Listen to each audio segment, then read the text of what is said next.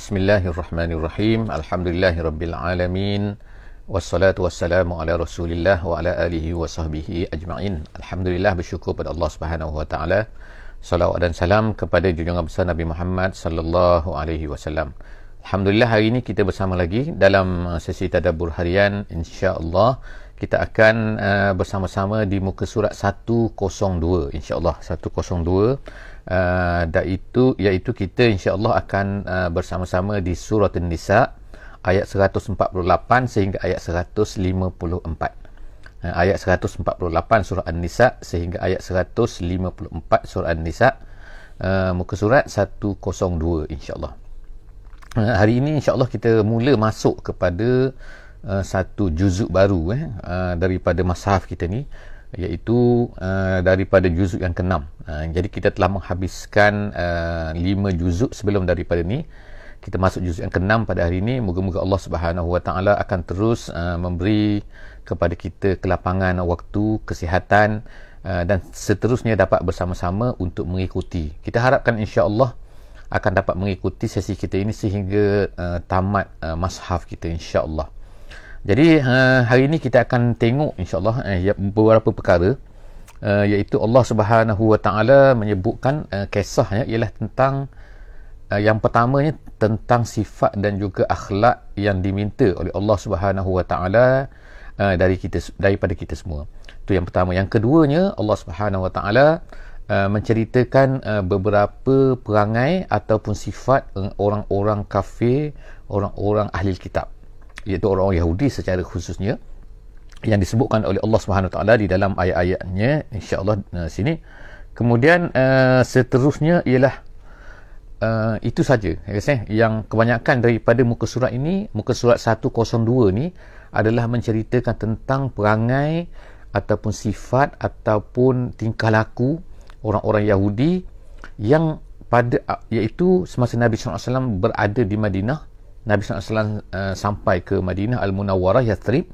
Kemudian ada orang Yahudi di sini dan Nabi SAW menghadapi. Ini perangai-perangai mereka yang Allah Subhanahu Wa Taala sebutkan untuk mengatakan bahawa kepada orang beriman, jaga-jaga ini perangai mereka, dan kamu wahai orang yang beriman jangan mengikuti cara fikir mereka, cara perangai mereka yang Allah Subhanahu Wa Taala sangat-sangat benci, sangat-sangat tak suka ini. Jadi Allah Subhanahu Wa Taala insya-Allah memberi amaran kepada kita semua supaya kita semua berjaga-jaga daripada keadaan-keadaan ini. Waalaikumsalam warahmatullahi wabarakatuh. Jadi insya-Allah kita baca sedikit insya-Allah, kemudian kita akan cuba tengok tadabbur apakah yang diceritakan oleh Allah Subhanahu Wa Taala di dalam muka surat ini. Sebelum daripada tu minta kepada yang berada di line pada masa ni untuk memberi respon terhadap mutu suara pada pagi ni. Takut ada masalah suara. A'udzubillahi minasyaitonirrajim. Bismillahirrahmanirrahim. La yuhibbullahu al-jahra bis-su' minal qawli illa man zulim wa kana Allahu sami'an alima. Sadaqallahul azim. Ayat yang pertama ni daripada muka surat ini 148 Allah Subhanahu Wa Taala menceritakan satu sifat yang Allah Subhanahu Wa Taala tak suka. Kalau sebelum daripada ni kita baca, Allah Subhanahu Wa Taala menyatakan beberapa perangai yang Allah Subhanahu Wa Taala, iaitu muka surat 101 yang terakhir. Allah Subhanahu Wa Taala sebutkan perangai-perangai orang munafik. Jadi Allah Subhanahu Wa Taala sebutkan di sini, iaitu antara benda yang Allah Ta'ala minta daripada kita supaya kita ni jangan buat, yang Allah Ta'ala suka, iaitu Allah la yuhibbu, Allah Ta'ala tak suka, la yuhibbullah Allah Ta'ala tak suka al-jahra bisu. Al-jahra artinya ialah membuat bising, mencerita-ceritakan. Jahar maknanya ialah menyatakan dengan clear, menyebarkan, bisu dengan kejahatan. Jadi maksud sini, maksud asal kepada ayat ini ialah iaitu kita menceritakan kepada orang lain tentang keburukan seseorang. Kalau orang tu buat buruk, kawan kita buat buruk, kita cela dia di hadapan ramai, kita bising-bisingkan dia tentang jadi semua benda tu adalah perkara-perkara yang tak baik kita ceritakan. Jadi zaman sekarang ni kan zaman media sosial kan, kita tengok kan bahawa macam-macam kan, orang boleh siarkan, boleh ceritakan apa sikit kan, orang Dah, kadang-kadang kita tak berniat, tapi kita ceritakan. Kadang-kadang benda tu tak memburukkan kepada kita pun, tapi keburukan orang kan, kita suka, kita ketawakan dan sebagainya, kita ambil gambar dalam TikTok, dalam apa kan, kemudian kita siarkan. Walaupun sebentar sekejap kan, tapi tersebar berapa ramai orang melihat benda tu, maka dia tu dikira sebagai satu dosa yang akan ditimpakan ke atas kita. Jadi berapa ramai pula orang ambil itu, orang ekstrak gambar tu, orang download pula, kemudian orang hantar pula orang lain, orang hantar link dan share dan sebagainya. Jadi samalah juga dengan hantar link, hantar share benda-benda yang baik, seperti sesi kita pada pagi ni, contoh kan. Maknanya kalau kita share kan, maka kita akan dapat pahala. Tapi kalau keburukan, la Allah SWT kata la yuhibbullahu al-jahra bis-su.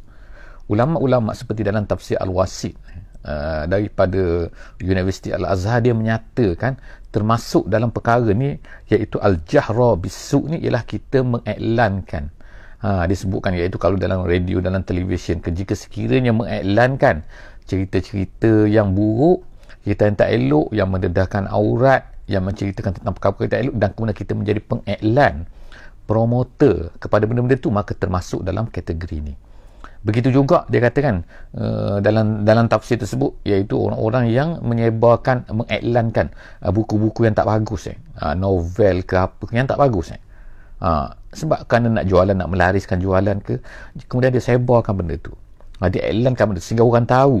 Jadi benda pun termasuk dalam al-jahra bis-su, iaitu menjaharkan perkara-perkara yang buruk. Minal qauli, daripada kata-kata, apa-apa kata-kata lah yang menyebabkan keburukan. Kemudian Allah SWT memberi pengecualian. Satu yang boleh, iaitu illa man zulim, kecuali apabila seseorang itu dizalimi. Jadi maksud di sini, ulama-ulama kata banyaklah kan beberapa pengecualian. Banyak beberapa pengecualian, maknanya bukan satulah. Antaranya sebagai contoh, ulama sebut, jika seseorang itu dizalimi dan dia nak reportkan perkara tu kepada pihak yang berkuasa, jadi terpaksalah dia ceritakan. Dia cerita, ataupun orang tu masyhur dengan kejahatan dia dan ramai telah ditipu oleh orang kan, jadi dia kena ceritakan. Dia kena ditipu oleh scam sekarang ni macam-macam kan, Afrika scam ke, ni scam ke, China scam ke, ni macam-macam ya, tipu-tipu dalam internet ke, telefon ke dan sebagainya. Jadi dia pun nak iklankan setelah daripada dia kena tipu. Jadi perkara tu, itu termasuk dalam manzulim, kecuali Allah Ta'ala kata illa manzulim. Jadi kita tengok ayat ni kan, memang berlaku lah kan, dengan dahsyat kan sekarang ni sekarang ni, iaitu apa? Iaitu al-jahr bis-su, kecuali orang-orang yang zalim. Jadi banyaklah disebutkan oleh ulama kan, bagaimanakah bentuk-bentuk yang dikecualikan tu. Wa kanallahu sami'an alima, Allah Subhanahu Wa Ta'ala, dia kata sangat mendengar, sami'an aliman, sangat mengetahui. Jadi apakah maksud sangat mendengar, sangat mengetahui sini? Apa kaitannya dengan yang tadi? Kerana iaitu kalau kita buat kejahatan, Allah Ta'ala dengar, Allah Ta'ala tahu niat kita kan. Dan kalau kita dizalimi, kita nak iklankan, kita nak ceritakan, kita nak beritahu tu kan, setakat mana boleh, setakat mana betulnya kita ni ikhlas ataupun tidak, Allah Ta'ala tahu. Allah Ta'ala.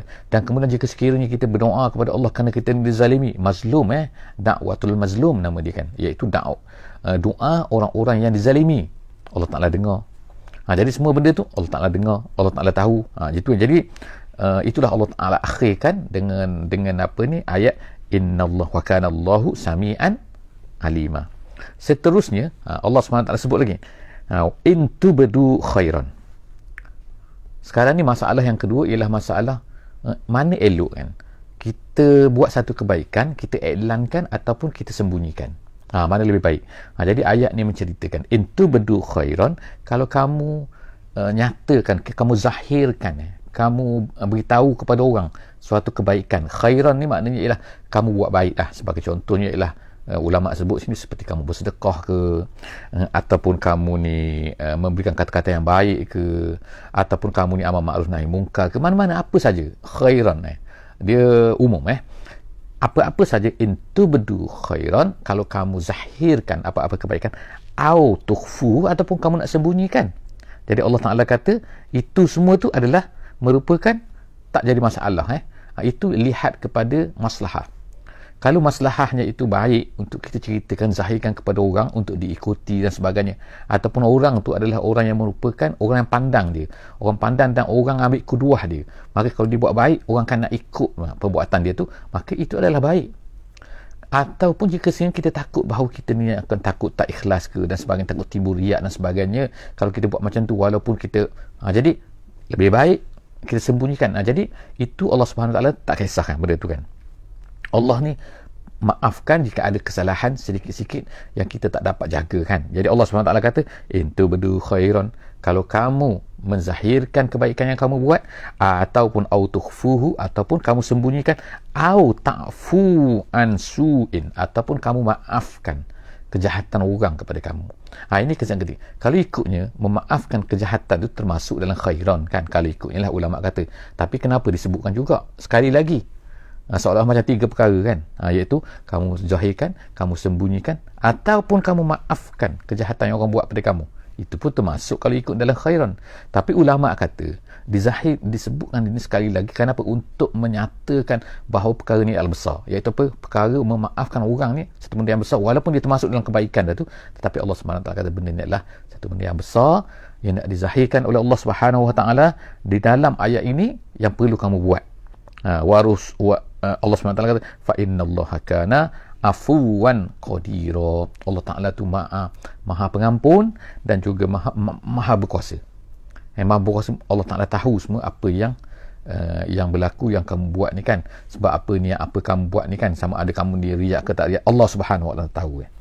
Kemudian habis ayat 149, kita masuk ayat 150 sekarang. Ayat 150 ni Allah Subhanahu Wa Ta'ala menceritakan, sekarang masuk kepada perangai orang-orang ahli kitab, iaitu orang Yahudi lah secara khususnya, yang Nabi SAW hadapi.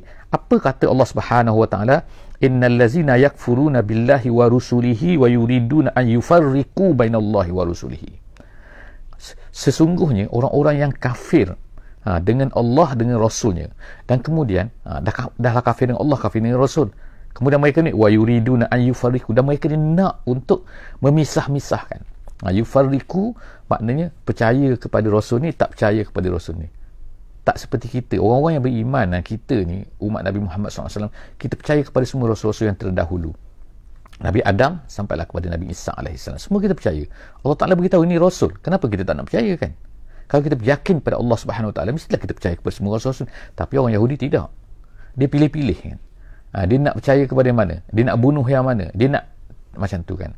Nabi Musa dia percaya, Nabi Isa dia tak nak percaya, Nabi Muhammad lagi dia tak nak percaya. Tengok kan, maknanya kalau dia katalah, kalau orang Yahudi kata kami ni nak percaya kepada Nabi daripada Bani Israel, bohong. Nabi Isa AS daripada Bani Israel, mereka tak nak percaya juga. Nabi Muhammad mereka tak nak percaya lagi lah kan, apa ini keturunan daripada Nabi Ismail, bukan daripada Nabi Ishaq.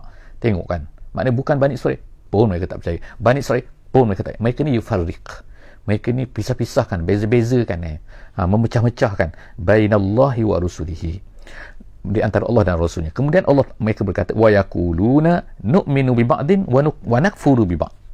Kami percaya kepada sebahagian, kami tolak sebahagian, kami tak percaya kepada sebahagian. Tengok dia pilih-pilih, pandai pula dia kan. Wa yuriduna an yattakhizu baina zalika sabila. Allah Subhanahu Taala kata mereka ni nak ambil yattakhizu baina zalik. Baina zalik ini makna di antara-antara. Artinya baina zalik tu apa? Makna bainal iman wal kufr. Mereka nak di tengah-tengah. Itu kan. Jadi perkara macam ni yang dibuat ni, Allah Subhanahu Taala kata adalah sabila, cara macam ni, cara yang tidak diterima oleh Allah Subhanahu Wa Taala. Jalan macam ni, tariqan macam ni, bentuk macam ni, style macam ni, Allah Taala tak terima. Jadi ayat 151, ulaika humul kafiruna haqqan. Allah Taala katakan, inilah jenis orang yang macam ni, humul kafiruna haqqan. Ni memang betul-betul kafir. Jadi kalau kita kata orang-orang Yahudi ni kafir, ya betul, orang Yahudi ni kafir, orang Kristian kafir kan.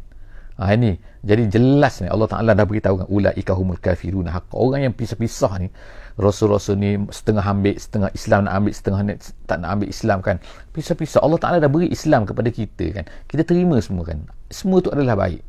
Jadi kalau kita pisah pula, kita pula yang memilih pula kan, benda Islam ni baik, benda Islam ni kita terima, benda Islam ini benda-benda yang jelas kan, benda-benda yang jelas dalam Islam kan, benda-benda yang clear cut. Kalau benda tak clear cut lalu khilaf ulama tu cerita lain, itu tak termasuk dalam ni. Ini perkara-perkara yang memang jelas. Maka kalaulah kita ambil separuh, tak ambil lagi yang lain kan, kita tolak. Bukan kita makna tak buat, makna kita tolak. Dia tak buat lain pula, tak buat cerita lain. Tak buat dalam keadaan kita terima lain dengan kita tolak walaupun kemungkinan kita buat. Jadi maknanya kita tolak ni Allah Ta'ala tak terima. Jadi Allah Ta'ala kata ulaika humul kafirun haqqa wa a'tadna lil kafirina azaban muhina. Allah Ta'ala sediakan bagi orang kafir ni azab yang menghinakan, zamahanah, yang mempunyai kehinaan, yang menghinakan manusia itu, yang menjadikan manusia itu hina, iaitu neraka. Seterusnya Allah Subhanahu Wa Taala ayat 152, wallazina amanu billahi wa rusulihi wa lam yufarriqu baina ahadin minhum ulaika sawfa yu'tihim ujurahum wa kana Allahu ghafurur rahima. Allah Taala puji sekarang ni orang-orang yang terbalik daripada tadi. Kalau tadi mereka ni apa sifat mereka, iaitu memisah-misahkan, terima separuh, tolak separuh kan. Separuh tu bukan maknanya 1/2, maknanya sebahagian maknanya. Walaupun satu daripada Islam ni, satu part daripada Islam, kalau memang benda tu memang Islam, tiba-tiba ditolak kan, samalah, maka dia akan jadi kosong. Rukun iman kan, rukun iman ada 6. Kalau kita tolak 1, 5, 6 tolak 1 kan, maka dia akan jadi kosong. Dia tak jadi 5. Ini bukan matematik kan. Ini adalah akidah kan. Jadi akidah ni tolak 1, dia gugur semua. Dia tak terima semua. Jadi Allah Subhanahu Wa Taala kata sepada puji orang beriman, iaitu Allah Taala kata wallazina amanu billahi wa rusulihi. Orang yang beriman dengan Allah, beriman dengan Rasul, walam yufarriqu. Ini poin besar yang membezakan di antara orang Islam dengan orang yang beriman, iaitu apa? Lam yufarriqu. Orang mukmin tidak akan beza-bezakan. Maksud tidak beza ni bukanlah maknanya Rasul tu sama, tak ada ulul azmi, tak ada, bukan. Tapi maksudnya ialah beza-bezakan. Ambil Rasul ni, kata ini adalah Rasul, ni bukan Rasul. Sebagaimana orang Yahudi kan, ini bukan Rasul ni, ini bukan Rasul. Jadi suka hati mereka kan nak tolak-tolak pula kan. Sedangkan semua tu datang daripada Allah Subhanahu Wa Taala. Jadi Allah Taala kata orang-orang yang tidak membeza-bezakan baina ahadim minhum, iaitu terima semua sekali Rasul-Rasul tu, ulaika saufa yu'tihim. Ada qiraat, ada yang baca qiraat saufa nu'tihim, gitu, nu dengan nu, bukan yu, gitu kan. Itu makna nu tu makna kami, yu tu makna dia, iaitu dia tu Allah lah. Maka Allah SWT kata ulaika saufa yu'tihim ujurahum. Orang itu, orang yang demikian itu, iaitu orang beriman dengan Allah, beriman dengan Rasul, dan kemudian tidak memisah-misahkan tadi itu, maka orang itu akan diberikan, yu'tihim ujurahum, akan diberikan pahala mereka. Dalam qiraat yang sebut saya tadi, nu'tihim, artinya mereka ini akan kami berikan kepada mereka ujurahum, pahala mereka. Kemudian wa kana Allahu ghafuran rahima. Sesungguhnya Allah itu Maha Ghafur dan juga Maha Rahim, iaitu Ghafur li awliyaihi, kata tafsir jalan lain, iaitu kepada orang-orang yang merupakan hamba-hamba Allah yang taat, yang patuh kepada Allah Subhanahu Wa Taala, maka dia akan mendapat Allah Taala itu Maha Ghafur, dan kemudian Rahiman bi ahli ta'ah, sangat kasih sayang kepada orang-orang yang taat kepada Allah Subhanahu Wa Taala. Ayat 153. Yas'aluka ahlul kitab. Yas'aluka, bertanyalah kepada engkau ahlul kitab, oleh ahlul kitab. Ahlul kitab sini ialah orang-orang Yahudi. Jadi orang Yahudi ni telah bertanya kamu, wahai Muhammad. Apa dia tanya? Antunazzila alaihim kitaban. Bertanya ataupun yas'aluka ialah meminta. Jadi sa'ala ni meminta, meminta boleh, bertanya boleh. Bertanya makna minta. Muhammad, dia kata minta turunkan kitab, dia kata. Jadi dia kata apa sih orang Yahudi ni, kata apa? Antunazzila alaihim kitaban minas sama. Mereka nak minta kitab daripada langit tu. Mereka nak kitab sini ialah maksudnya ialah turun seketul maknanya. Sebagaimana Nabi Musa alaihissalam tu bawa Taurat ni kepada mereka seketul, bawa, mereka nak macam tu juga. Muhammad dia kata bawa turun seketul ni kepada kami, kalau kamu betul. Sebenarnya mereka ni bukannya nak sangat sebenarnya. Kata ulama tafsir, dia kata ta'annutan ni makna degil. Kerana degil mereka ni nak tolak Quran, jadi macam-macam lah mereka buat permintaan-permintaan yang tak logik ke. Nanti kalau turun seketul, adakah mereka nak beriman? Tak beriman juga sebenarnya. Memang perangai macam tu kan, minta benda-benda pelik-pelik, mereka yang nak tengok macam ni lah. Dah kalau turun sikit-sikit, mereka kata nak seketul. Kalau macam ni pula, nak lain pula nanti kan. Jadi Allah Subhanahu Wa Taala kata sini kan, yas'aluka ahlul kitab. Orang Yahudi ni minta kepada kamu, antunazzila alaihim, kepada mereka, kitaban minas sama, satu buku daripada langit tu, dan benda tu tertulis dalam kertas. Mereka nak macam tu. Sebagaimana disebutkan ayat-ayat lain kan. Faqad sa'alu Musa. Allah Ta'ala kata, jangan layanlah mereka ni. Mereka ni bukan nak sangat pun. Kalau layan mereka ni berat. Sebab apa? Allah Ta'ala sebutkan apa yang telah berlaku dulu kepada tu semasa zaman tok nenek mereka dulu, orang Yahudi ni kan. Jadi mereka ni kan maknanya kan sama saja kan. Mereka, tok nenek mereka mewarisi sifat perangai yang tak betul tu, mereka terus meneruskan sampailah kepada hari ni. Kita katakan kalau lah makna orang zaman Yahudi tu dengan zaman Nabi Musa alaihissalam tu berapa ribu tahun? Ribu tahun. Lebih daripada 1000 tahun. Macamlah kita sekarang dengan Yahudi sekarang dengan Yahudi zaman Nabi Muhammad sallallahu alaihi wasallam 1400 tahun kan. Nabi Muhammad sallallahu alaihi wasallam dengan orang Nabi Musa tu macam tu juga kan. 1000 lebih tahun kan. 1000 tahun, 1000 apa ni? 1000 Nabi Muhammad sallallahu alaihi wasallam dengan Nabi Isa alaihi salam. Nabi Muhammad dengan Nabi Isa lebih kurang 600 tahun 600 tahun. 600. Jadi maknanya Nabi Isa alaihissalam dengan Nabi Musa alaihissalam lebih kurang juga itu 600 tahun, 700 tahun, 800 tahun. Itu tak adalah tepat kan kita katakan, tapi maknanya yang Nabi Muhammad sallallahu alaihi wasallam dengan Nabi Isa alaihissalam ialah 600 tahun lebih kurang. Nabi Hijrah 622 kan. Jadi maknanya 600 tahun lah kita katakan. 600 tahun sebelum daripada tu Nabi Isa alaihissalam dengan Nabi Musa alaihissalam 600 tahun lebih. Jadi maknanya 1400 tahun. Kita kata 1400 tahun ke 1300 tahun ke lebih sikit lebih kurang lah kan. Jadi kita dengan Nabi kita sallallahu alaihi wasallam pun sekarang 1443 tahun. Kalau tengok hijrah lah kan maknanya lebih kurang 1400 tahun.